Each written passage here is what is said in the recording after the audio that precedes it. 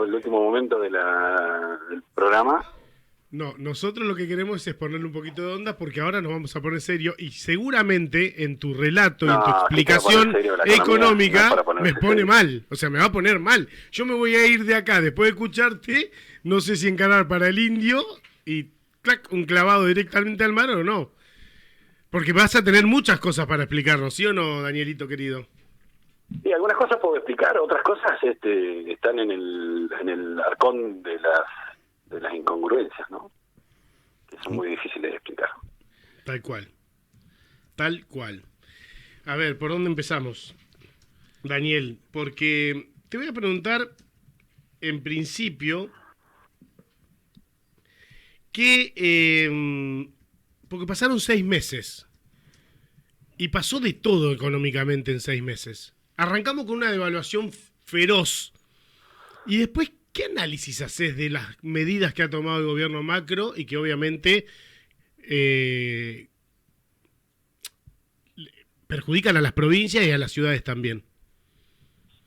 Bueno, yo generalmente intento explicar un poco esto porque la gente mezcla un poco lo que es la macro, que son la estabilización de la economía en general a nivel país, con algunas variables que toma el Estado Nacional.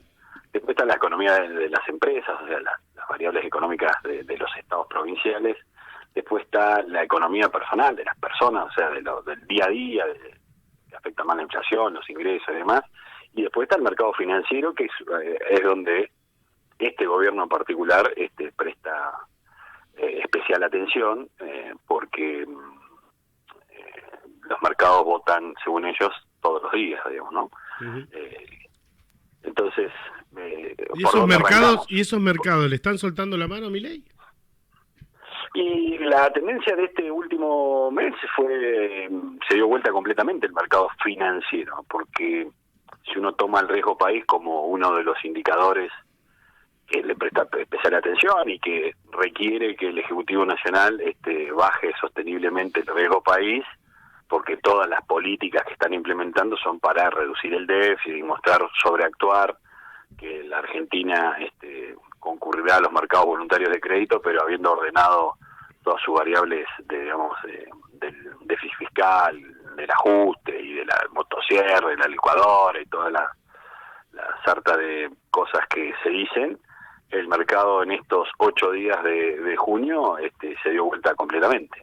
El riesgo país subió un 20,6%, el mercado de valores en medio en dólares cayó un 12,6%, o sea, las empresas valen 12,6% menos, y el riesgo país hoy está en 1.580 puntos, y el gobierno especulaba con llegar a un riesgo país de 1.000 puntos o menos de 1.000 puntos para financiar compromisos internacionales que tiene, que vencen ahora en julio unos bonos renegociados que son más o menos 1.900 millones de dólares, pero también está Eso es China, ¿no? la... No, eso es todo el mercado Paquete de completo. títulos públicos, pero después está China, que no hay un anuncio formal del gobierno chino, pero todo indica que va a exigir el pago del swap de deuda, que fue una ayuda que el gobierno chino le dio al Estado argentino por un poco más de 5.000 millones de dólares. Ahora entre junio y julio vencen 4.850, 4.900 millones de dólares que va a tener que pagar. Entonces, esto va a comprimir fuertemente las reservas, que de por sí están negativas. Si bien han acumulado alguna cantidad con estos pases maravillosos entre Tesoro, Banco Central, BOPREAL y títulos para las exportaciones y demás, no alcanza. Entonces, si bien el Fondo Monetario dice que como se aprobaron la revisión de este cuatrimestre, le devolverá de un pago que hicieron en enero 800 millones de dólares, pero no te alcanza para pagar los casi 6.000 millones que tenés que pagar, ¿no? Entonces, el mercado esta fue las peores 2 semanas del mercado financiero en cuanto a resultados, digamos, ¿no? Y sobreactuar la lógica del del ajuste y de las señales al mercado parece que no están teniendo resultado. Entonces uno podría pensar que sí, el mercado le soltó la mano. Claro. ¿Por qué el campo no liquida? Porque en esto que estás hablando también entra la otra variable, que era esto, o por lo menos lo que se esperaba o lo que se hablaba como fecha ya para mayo, que era la liquidación de exportación del campo.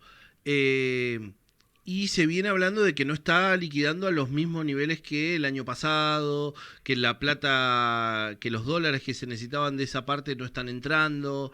¿Eso a qué se debe? ¿Viene atado al valor del dólar? ¿Por qué se está dando esa situación?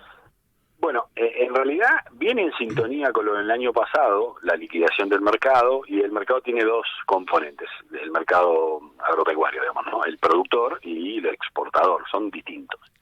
Pero viene en sintonía con lo del año pasado, pero el año pasado fue la peor sequía en la historia de los últimos 50 años de la Argentina. Claro. Entonces el campo liquidó casi 20.000 millones de dólares menos de exportaciones, exportó menos el conjunto del campo. Hoy lo que se ve que los despachos del productor hacia los acopiadores y las grandes empresas del mercado granario viene un poquito por encima del año pasado, pero la liquidación de exportaciones viene similar al año pasado. Entonces ahí hay, supuestamente, algunos analizan que hay presión porque no le conviene a esos exportadores la liquidación a este dólar blend, que el 80% lo liquidan al dólar oficial y el 20% lo liquidan a los dólares financieros. Entonces los dólares financieros, si bien tuvieron un salto importante en el último mes, por ejemplo los dólares MEP, que es el que más se toma, en esto subió un 5,5% en 8 días. Uh-huh. El dólar oficial sube con este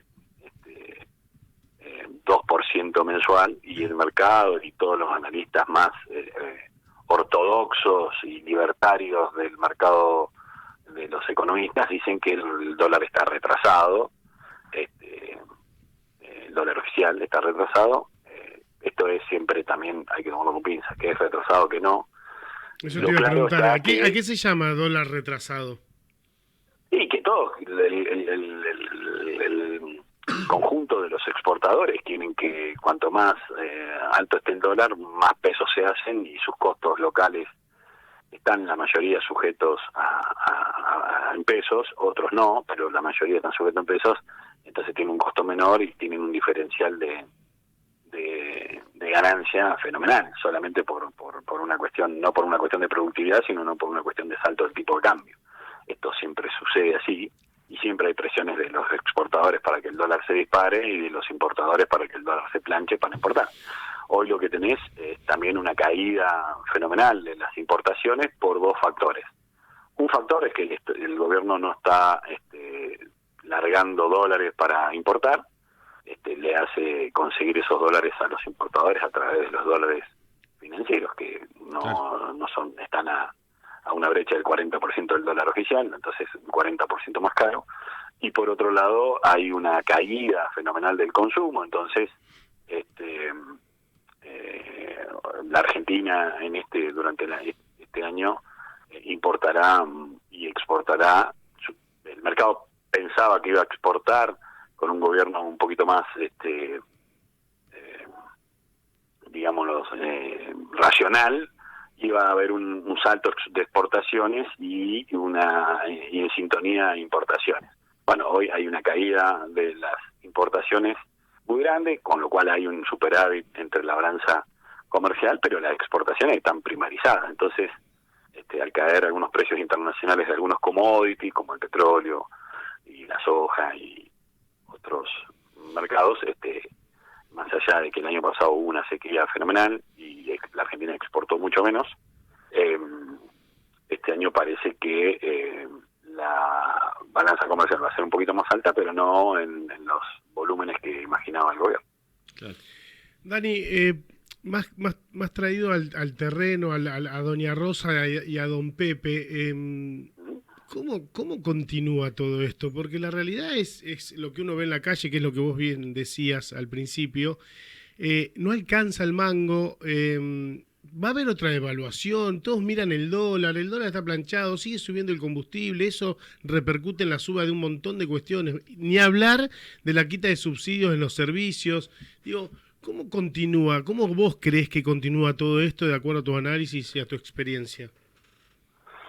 Bueno, en la economía de las personas yo creo que ahí fue un golpe enorme. Parte del plan licuadora es licuar primero los ahorristas en pesos, después a los trabajadores, porque entre la inflación acumulada y las paritarias que pudieron haber logrado los trabajadores formales y los informales, hubo una caída del ingreso fenomenal que se está viendo en todos los indicadores de actividad económica. O sea, tenés desde una caída del 35% de la construcción hasta una caída del 12% del consumo de alimentos.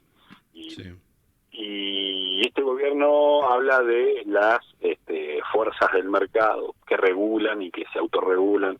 Bueno, la inflación te viene por saltos cambiarios, por esta devaluación. Por ejemplo, tiene una inflación que la inflación en dólares fue fenomenal. O sea, más allá de que vos digas el dólar está un poco planchado o recién se aceleró esta última semana, los dólares financieros. Claro, estamos caros en dólares. Todos los productos de la canasta o de la que la gente consume, medido contra noviembre en dólares, tuvieron una suba de precios fenomenal, digamos, ¿no? Y los salarios no acompañaron esa suba. Entonces tenés una canasta de alimentos y de la canasta básica para vivir, que se te encareció muy fuertemente, y después está los otros componentes que hacen hacia el gasto que tiene una familia. Por ejemplo, en noviembre el gasto en servicios, que estamos hablando luz, gas y demás, representaba el 8% de un salario, hoy representa casi el 30%. Después tenés las prepagas, representaban un 14% de un salario, hoy representan el 30%. Claro. Y así, si le seguimos sumando telefonía, televisión y demás, nada, el ajuste se está dando no en la casta, sino en la sociedad. Sí, sí. Y uno lo ve en los comercios, lo ve en las ventas, los comercios minoristas, en los pequeños comerciantes, y el aumento fenomenal en la desocupación. Y el último dato que tiró la UCA la semana pasada es que subió casi 14 puntos la pobreza en este cuatrimestre, y se duplicó la indigencia. O sea, gente que no puede comer, tal cual, se duplicó. Gente está fuera de todo, sí. Claro, y esto es sumamente preocupante, y esos son los que votaron, digamos, ¿no? O sea, porque el mercado dice una tendencia, pero los mercados no votan, la gente vota. Claro. Bueno, estas son las consecuencias de estas políticas. Lamentablemente yo por ejemplo veo que mucha gente dice, bueno, ahora la inflación va a bajar y bla, bla, bla. Bueno, ponele, vos vas a tener un dato de inflación, el mercado, el consenso de las consultoras es que esté cercano al 5%, yo por lo menos en la Patagonia veo que está más cercano al 6%, pero es un dato menor al último dato de 8,8. Claro. Pero tenés los costos de energía, de transporte, de logística y demás, que tienen que ver con el combustible, que subió en las últimas 2 semanas, la electricidad, el gas y demás, que van a subir fuertemente. ¿Por qué sube el combustible, Dani? ¿Por qué sigue subiendo el combustible? Más allá de haber liberado, ¿no? La última suba es porque el gobierno nacional le puso un impuesto más al combustible, ¿no? Subió un 10% el impuesto al corte de bioetanol, digamos, que tiene que tener bueno, entonces me voy a cortar el brazo si subo algún impuesto, bueno, tendría que haber cortado varios brazos, ¿no? Sí. Se subió, y un dato, por ejemplo, que el mercado miró fuerte la semana pasada, fue el dato de que la recaudación nacional, si bien subió por el efecto devaluatorio del peso en el término de impuesto a las ganancias, lo que bajó un 25% fue el impuesto al cheque, o sea, las transferencias o los movimientos bancarios de la economía formal cayeron un 25%, hubo cierre de 275.000 cuentas sueldas, entonces uno habla de que hay 275.000 personas que dentro de la actividad pública y la privada que han dejado de cobrar salarios vía formal. Claro. Los economistas por ahí más liberales o que vienen a tono con el gobierno nacional hablaban de un escenario similar si hubiera ganado Sergio Massa. En relación, hablo del tema del desempleo y demás, porque lo justifican en una cuestión de sobrestock el año pasado. Y eso hace que este año cualquiera hubiera sido el presidente. Ayer lo escuchaba, creo que a un economista plantearlo, de que eso hubiera hecho, en cualquier escenario o con cualquier presidente, hubiera hecho que haya desempleo, porque el sobrestock del año pasado que se generó y la recesión hacen que sobre gente, básicamente, hablando en criollo. Esa posición tiene más que ver con esta cuestión de política económica del gobierno de Milei, o hubiera sido un escenario que lo hubiéramos visto también con Sergio Massa presidente. Bueno, es contrafáctico analizarlo así, pero vamos a lo que sucede habitualmente. Vos el año pasado tuviste un escenario de una caída de las exportaciones de casi 20.000 millones de dólares producto de la sequía, y también tuviste una salida de casi 6.500 millones de dólares producto de la falta de gas, no por producción argentina, sino porque no hay no estaban los gasoductos y demás, claro, cuestiones.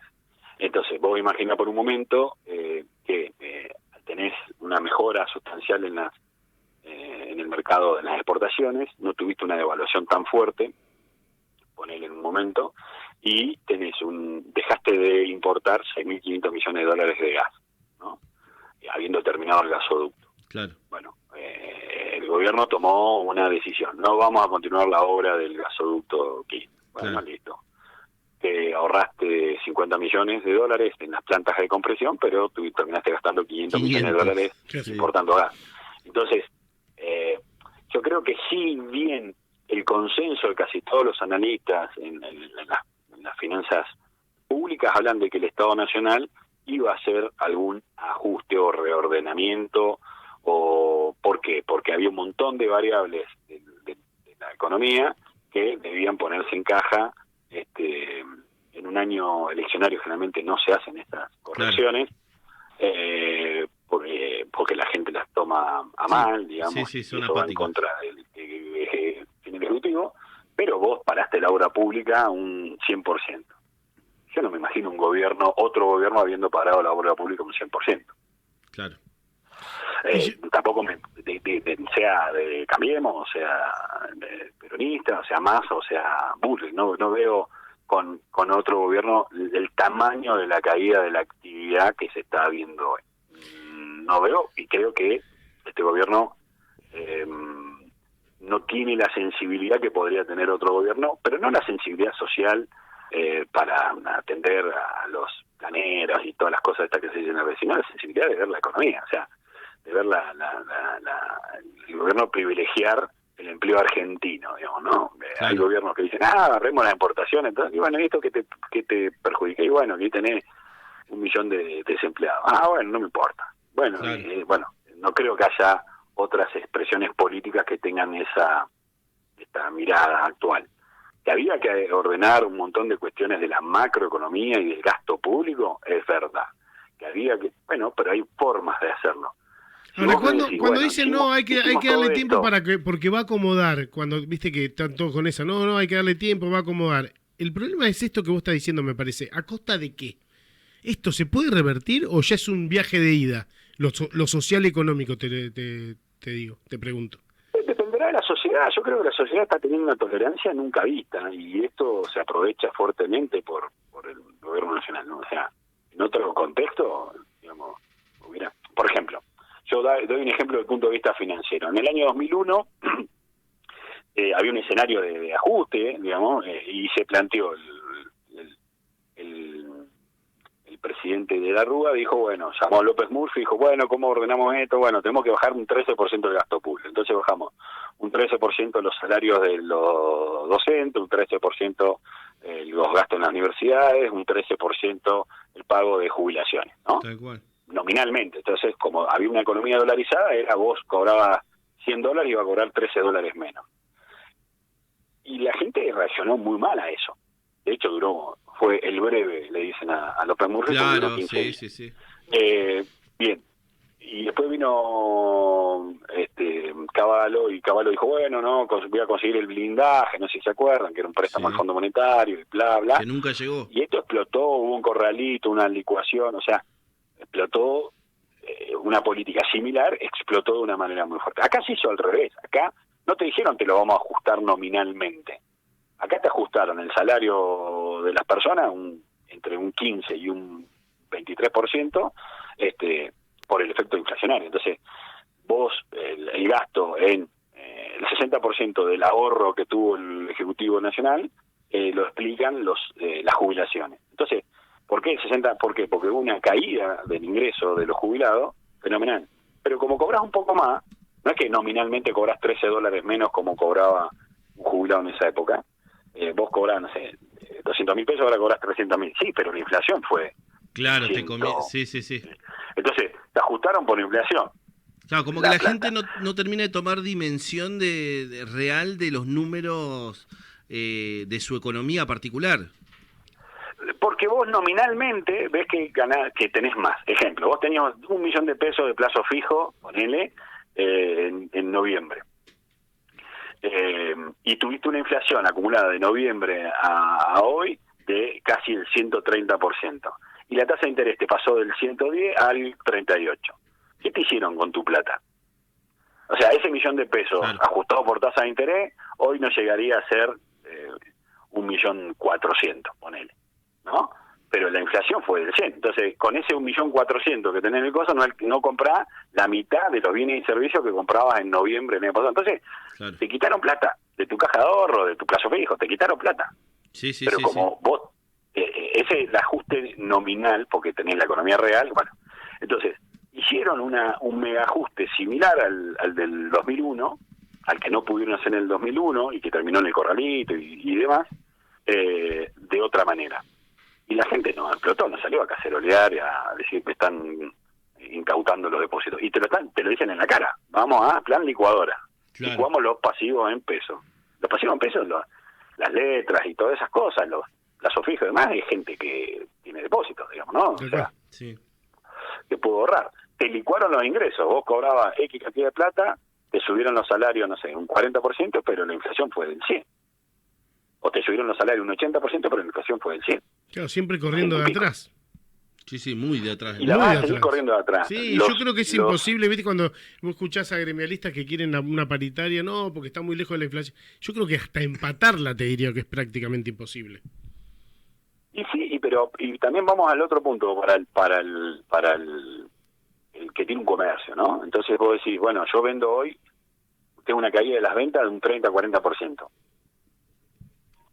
No en términos nominales, sino en términos reales. Y tengo que aumentar los salarios un 100%. ¿Podés enfrentarlo? Claro, tenés que pagar una luz, un gas, y te suben la luz un 400%, y te suben el gas, y pagás costo de logística un 200% más caro. O sea, alquiler, ni hablar. La nafta está a 350 pesos, está en 1.000. Claro. Y bueno, entonces todos estos costos que vos trasladás a un comercio, y vos decís, bueno, no, pero el gobierno me dijo que le iba a quitar los impuestos. No, te quité ningún impuesto. Tal cual, todo lo contrario. Al contrario, subió el impuesto país, subió de 8% a 17,5%. El impuesto a las naftas subió un 10% más. Bueno. Sí, impuesto país, entonces, dijiste, sí. Claro. No, es terrible. Bueno, ahí no te escuché bien. No, que te decía que el impuesto país, que era el primero que habías mencionado, creo que también había subido. Pero bueno, sí. Mira, justo me llega a mí de la gente del Comedor del Corazón de Trelew. Un comedor que ayuda a la gente, que hace 190 lucas de gas le vino. Justo me llegó el mensaje. ¿Cómo Y se vos decís, pagábamos tarifas, digamos, se pagaban tarifas muy baratas, y la verdad que en el AMBA, por ejemplo, que pagaban 2 lucas de gas, 2 lucas de electricidad, Bueno, Daniel, del pero transporte, 100 pesos, sí, que 100 pesos eran... pero Daniel, con respecto a eso, yo compré un poco el discurso de Guillermo Moreno de, che, no hacen costos. Entonces, como no hacen costos hace años, realmente no hay una determinación de lo que vale el kilowatts de energía o de lo que vale el metro cúbico no sé, el centímetro cúbico de gas o el litro de combustible o el barril de petróleo. Esto también entra dentro de esa ecuación de no conocer bien cuáles son los costos de esas empresas. Madanes, creo que fue en una declaración hace una semana o un par de semanas atrás, hablaba de esa época y hablaba esto de decir, che, más allá de los tratos y de las formas, trabajábamos a libro abierto y era mucho más sensato trabajar a libro abierto con los números nuestros y con las pretensiones del gobierno en ese momento. Y sí, tiene razón, y lo dice un mega empresario. Claro. Digamos, un mega empresario que también es parte de, digamos, los libertarios o narcoliberales, no sé cómo se hacen llamar, no tiene una noción real de qué es lo que genera. Vos decís, bueno, que se cague, son 5.000 puestos de trabajo, claro. O sea, no, que compita, salga a competir al mundo. Decís, ¿y cómo salís a competir al mundo con trabajo de $20 en otro lugar con el mismo producto? Es muy difícil. O sea, todos los estados protegen de alguna manera su componente, su empleo local, ¿no? Los europeos son ultra proteccionistas de la actividad agropecuaria. O sea, vos no podés exportar tomates de argentinos a un costo mucho más bajo a España, digamos, ¿no? Claro. Por más que tengas sobre stock y quieras vender, no llegas, no te dejan entrar. Lo decía el mismo Magani, no te dejan entrar una lata de conservas de pescado argentino hecho en Argentina. ¿Por qué? Porque ellos protegen su industria, o sea, cuando te exportan, lo que están exportando, más allá de impuestos, te exportan laburo de ese país o de esa región. Los norteamericanos también protegen sus industrias, de hecho pusieron barreras arancelarias del 100%, o sea, algo que te cuesta $100 en Estados Unidos y te costaba, no sé, $50 en China, ¿no? Le ponen barrera del 100% porque llevas a $150 y no pueda competir el producto de ese otro país. El mismo Elon Musk dice, yo estoy abierto a la competencia, qué sé yo, qué sé cuánto, pero a los autos chinos pónganle, a los autos eléctricos chinos pónganle barrera, porque si no me dejan fuera del mercado. Y tiene la anuencia o un montón de fondos del gobierno nacional de Estados Unidos para todos sus emprendimientos. Y será un iluminado, un gran empresario, un genio, bla, sí, bla, pero el Estado está presente con él espalda con ¿por qué? espalda. Porque genera trabajo en Estados Unidos por estadounidenses, o sea, con Starlink, con SpaceX, con Tesla, con la planta bueno, hoy para competir, el tipo hizo un acuerdo con China para abrir una planta en China y una planta en Brasil. Y no vino a hacerla acá a la Argentina. Acá la Argentina necesita el litio, necesita componentes básicos que no implican mayor mano de obra. Y esta es la eterna discusión argentina. La eterna discusión argentina es decir, che, ¿vamos a importar solamente materia prima o con algún valor agregado? Claro. ¿No? Sí. Eso no debería tener discusión en ninguna parte del mundo, pero nosotros seguimos discutiendo esas cuestiones. Tenemos que industrializar nuestra pesquería, el petróleo, buscar la manera de industrializar. Y otros países te dicen, sí, tu producto industrializado yo no lo quiero,